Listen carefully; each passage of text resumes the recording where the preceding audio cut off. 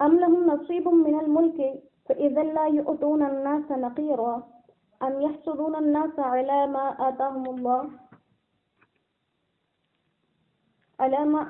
الله من فضله فقد آتينا آل إبراهيم الكتاب والحكمة وآتيناهم ملكا عظيما فمنهم من آمن به ومنهم من صد عنه وكفى بجهنم سعيرا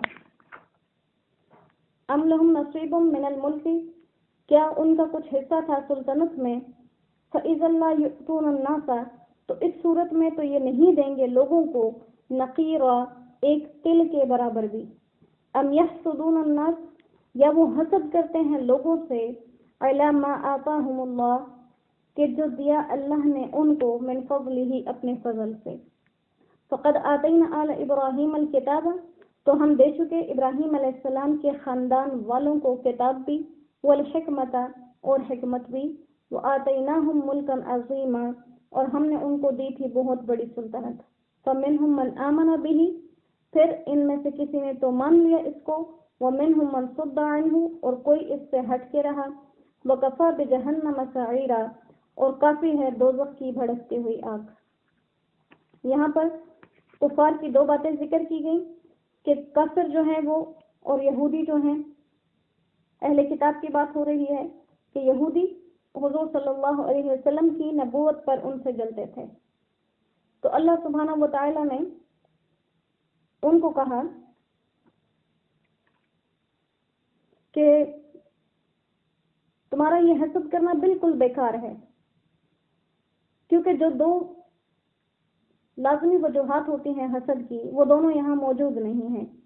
یا تو یہ ہوتا کہ جو میں نے اپنے نبی کو سلطنت دے دی ہے وہ پہلے تمہارے پاس ہوتی، اگر وہ سلطنت تمہارے پاس ہوتی اور پھر تم سے لے کر میں اپنے نبی کو دے دیتا تو یہ حسد بنتا تھا، لیکن تمہارے پاس تو سلطنت خود نہیں تھی، اگر ہوتی تو تم تو کسی کو ایک تل کے برابر اس میں سے کچھ نہ دیتے، تو اس وجہ سے تمہارا حسد ان سے صحیح نہیں۔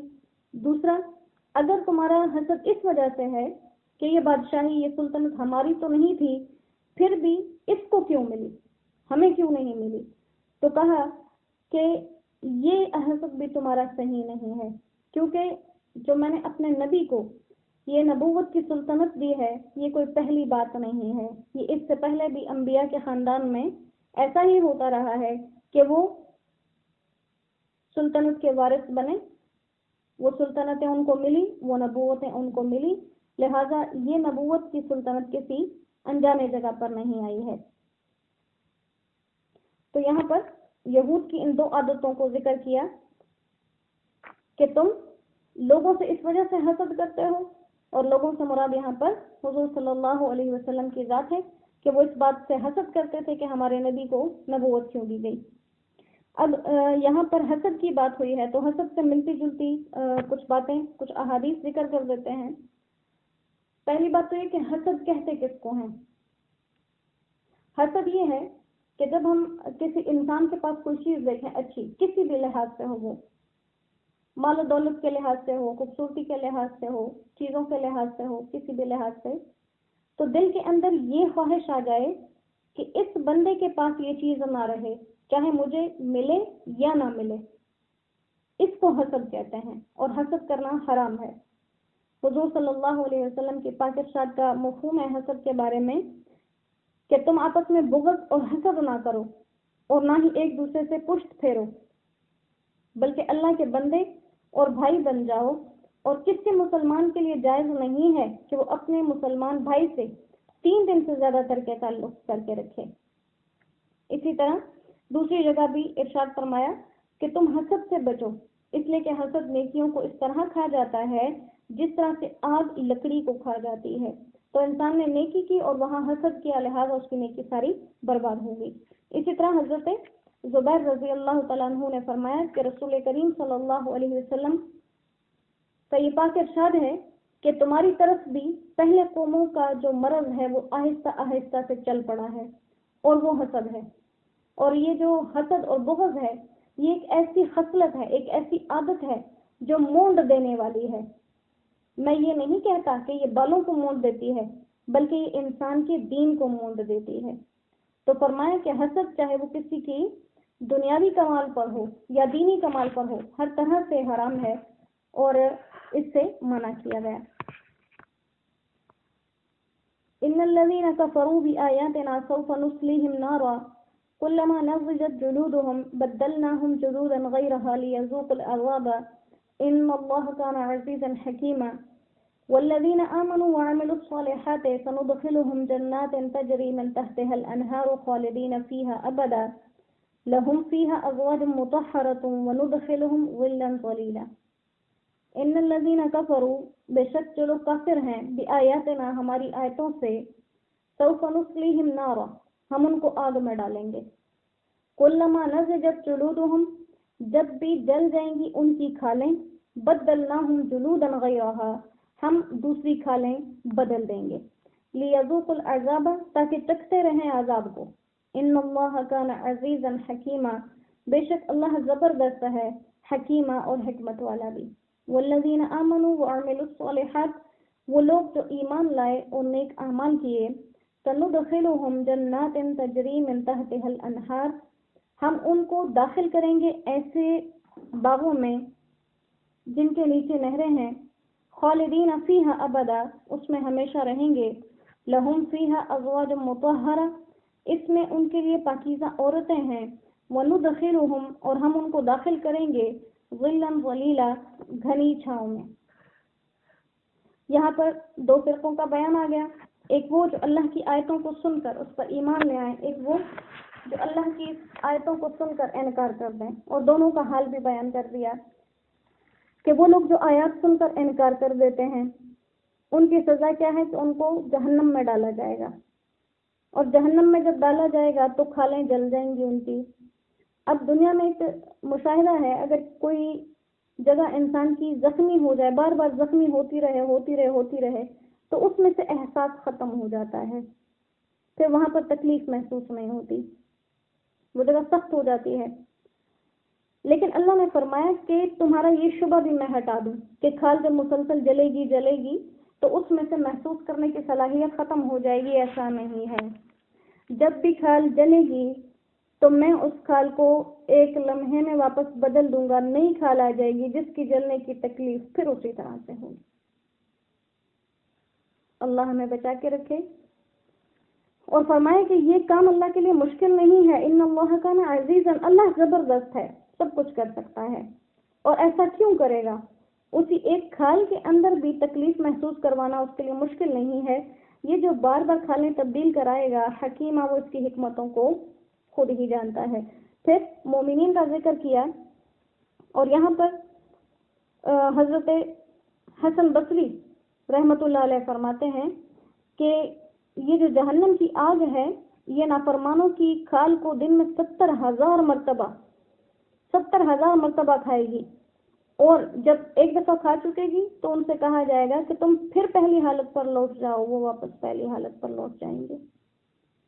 اسی طرح نبی کریم صلی اللہ علیہ وسلم نے فرمایا کہ جہنم میں سب سے کم عذاب اس شخص کا ہوگا جس کے تلووں میں آگ کے 2 چنگاریاں ہوں گی، تلووں میں، اور اس کی وجہ سے اس کا دماغ ہانڈی کی طرح ابلے گا۔ اللہ ہمیں محفوظ رکھیں، اللہ ہمیں اپنے عذاب سے دنیا میں بھی آخرت میں بھی اپنے حفظ و امن میں رکھے۔ پھر اس کے ساتھ فرمائے کہ جو لوگ نیک اعمال کریں گے ان کے لیے بہترین جنتیں ہیں، اور جنتیں ایسی ہیں جو ہمیشہ رہنے والی ہیں، گھنی چھاؤں والی ہیں۔ اب گھنی چھاؤں ظلن سائے کو ہی کہتے ہیں، ساتھ میں ظلیلہ کہہ دیا کہ یہ سائے ہمیشہ رہنے والے ہوں گے، ختم نہیں ہوں گے کبھی بھی۔ حضرت ابو ہریرہ رضی اللہ تعالیٰ عنہ کی حدیث مبارکہ ہے کہ حضور صلی اللہ علیہ وسلم نے ارشاد فرمایا کہ جنت میں ایک ایسا درخت ہے جس کے سائے کو اگر کوئی سوار 100 سال میں بھی طے کرنا چاہے تو وہ طے نہیں کر سکے گا۔ پھر آپ نے فرمایا کہ اگر تمہیں یقین نہیں آتا تو قرآن پاک کی دوسری آیت ہے وَظِلٍّ مَمْدُودٍ، اور سائے لمبے لمبے، تو فرمایا کہ بے شک اس آیت کو پڑھ سکتے ہو۔ ان اللہ یأمرکم، اللہ تمہیں حکم دیتے ہیں ان تؤدوا الامانات، کہ امانتیں لوٹا دو، الی اہلها، ان کے اہل کی طرف، وَإِذَا حَكَمْتُمْ بَيْنَ النَّاسِ، اور جب تم فیصلہ کرنے لگو لوگوں میں، अन तहकुमू बिल अदल, तो फैसला करो इंसाफ के साथ। इन्नल्लाह निअम, बेशक अल्लाह अच्छी ही, यअज़ुकुम बिही, तुम्हें नसीहतें करता है। इन्नल्लाह काना समीअ, बेशक अल्लाह सुनने वाले हैं, बसीरा, और देखने वाले। या अय्युहल्लज़ीना आमनू, ए ईमान वालो, अतीउल्लाह, हुक्म मानो अल्लाह का, व अतीउर रसूला, और हुक्म मानो रसूल का, व उलिल अम्र मिनकुम, और अपने हाकिमों का जो तुम्हारे हैं। फ़इन तनाज़अतुम फ़ी शैइन, फिर अगर झगड़े में पड़ जाओ किसी चीज़ के बारे में, फ़रुद्दूहु इलल्लाह, तो रुजू करो अल्लाह की तरफ, वर रसूल, और उसके रसूल की तरफ। इन कुंतुम तुमिनूना बिल्लाहि, अगर तुम ईमान रखते हो अल्लाह पर, वल यौमिल आखिर, और आखिरत के दिन पर। ज़ालिका खैरुन, ये अच्छी बात है, व अहसनु तावीला, और इसका अंजाम भी बेहतर है। आयत नाज़िल क्यों हुई थी? इन्नल्लाह यअमुरुकुम, अल्लाह तुम्हें हुक्म देते हैं कि अमानतें उनके अहल को लौटा दो। इस्लाम आने से पहले भी खाना काबा की बहुत इज्जत की जाती थी, और जो लोग इसकी खिदमतों के लिए मुंतखब होते थे वो बहुत ज़्यादा मुअज़्ज़ज़ समझे जाते थे। तो हुज़ूर सल्लल्लाहु अलैहि वसल्लम के चचा हज़रत अब्बास रज़ी अल्लाह तआला अन्हु के ज़िम्मे जमजम का पानी पिलाना था। वो अयाम हज में लोगों को जमजम का पानी पिलाते थे। और इसी तरह हज़रत अली रज़ी अल्लाह तआला अन्हु के वालिद हुज़ूर के चचा अबू तालिब के सुपुर्द भी कुछ खिदमतें थी। इसी तरह जो बैतुल्लाह की चाबी थी और उसको किस वक़्त खोलना है, कब बंद करना है, ये सारी जिम्मेदारी उस्मान बिन तलहा रज़ी अल्लाह तआला अन्हु के पास थी। ये सब लोग बाद में इस्लाम, हज़रत उस्मान बिन तलहा बाद में इस्लाम ले आए थे। हज़रत अब्बास रज़ी अल्लाह तआला अन्हु भी इस्लाम ले आए थे। तो यहाँ पर हज़रत उस्मान बिन तलहा फरमाते हैं कि ज़माने जाहिलियत में, इस्लाम से पहले, हम पीर और जुमेरात के दिन बैतुल्लाह को खोल देते थे, लोग उसमें दाखिल भी होते थे। तो हिजरत से पहले एक दफ़ा हुज़ूर सल्लल्लाहु अलैहि वसल्लम अपने कुछ सहाबा के साथ बैतुल्लाह में दाखिल होने के लिए आए। इस वक़्त तक फरमाते हैं मैं अभी मुसलमान नहीं हुआ था। तो कहते हैं कि जब हुजूर दाखिल होने लगे तो मैंने उनके साथ बहुत सख्ती की और सख्त अल्फाज इस्तेमाल किए। उन्हें अंदर जाने भी नहीं दे रहा था मैं। आप सल्लल्लाहु अलैहि वसल्लम ने मेरी उस सख्ती को बहुत बुर्दबारी के साथ बर्दाश्त किया, मेरी बातों को कोई जवाब नहीं दिया। और फिर कहा कि ए उस्मान, शायद तुम एक दिन ये बैतुल्लाह की चाबी मेरे हाथ में देखोगे।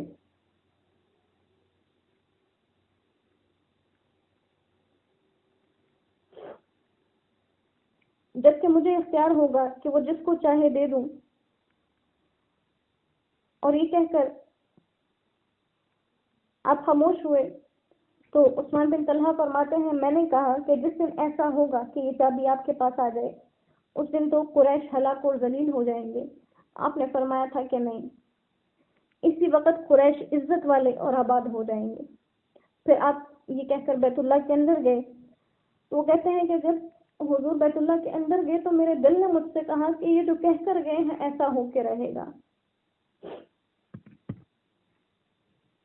तो कहते हैं मैंने मुसलमान होने का इरादा किया, लेकिन मेरे कौम ने मुझे बहुत बुरा भला कहा, तो मैं मुसलमान होने से रुक गया। और जब मक्का फतह हो गया, हुजूर सल्लल्लाहु अलैहि वसल्लम ने मुझे बुलाया, मुझसे चाबी ले ली, बैतुल्लाह के अंदर गए। जब बैतुल्लाह से बाहर आए तो चाबी मुझे दे दी और मुझे देते हुए कहा कि ये चाबी आज के बाद हमेशा तुम्हारे खानदान में रहेगी, क़यामत तक। जो तुमसे ये लेना चाहेगा वो जालिम होगा। तो अब, और साथ में यूं कहा कि अगर इस बैतुल्लाह की खिदमत के सिले में तुम्हें कोई माल मिल जाए तो उसको अच्छे तरीके से इस्तेमाल करो। हज़रत उस्मान फरमाते हैं कि जब मैं चाबी लेकर चलने लगा तो आपने पीछे से मुझे आवाज़ दी और फरमाया कि उस्मान, जो बात मैंने कही थी वो पूरी हुई या नहीं।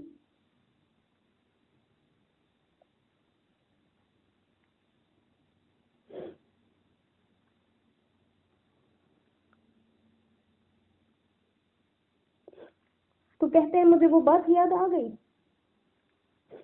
8 साल पहले का वो वाक़या याद आ गया। आपने फरमाया था कि एक दिन ये चाबी मेरे हाथ में होगी। اور میں جسے چاہوں دے سکوں گا. تو کہتے ہیں میں نے یہ سن کے فرمایا کہ بے شک آپ کا ارشاد سچ ہوا اور میں نے کلمہ پڑھ لیا, میں مسلمان ہو گیا. تو حضرت عمر ابن خطاب رضی اللہ تعالیٰ عنہ فرماتے ہیں کہ جب آپ خانہ کعبہ سے اس دن باہر آئے تھے تو آپ کی زبان پر یہ آیت تھی, اور اس سے پہلے یہ آیت ہم نے کبھی آپ سے نہیں سنی تھی. آپ آیت پڑھ رہے تھے کہ ان اللہ یأمرکم ان تؤدوا الامانات الی اہلها, اللہ تمہیں حکم دیتے ہیں کہ امانتیں ان کے اہل کی طرف لوٹا دو. وہ اللہ بھی کتنا لحاظ کرنے والا اور اس کے حبیب بھی کتنا لحاظ کرنے والے.